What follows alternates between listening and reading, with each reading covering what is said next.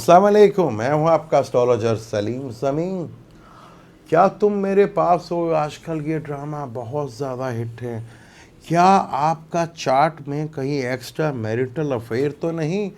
क्या आपके चार्ट में 12वां घर जो सीक्रेट का घर होता है और 8वां घर जो बदनामी का घर होता है, क्या आपको तो ये डर नहीं कि तुम मेरे पास हो?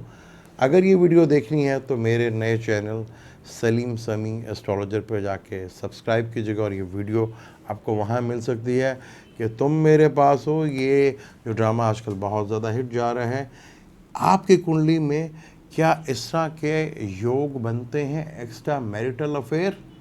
अगर ये जानना है तो उस चैनल पर जाके वीडियो देख सकते हैं। मुझे दें इजाज़त। अल्लाह हाफिज़।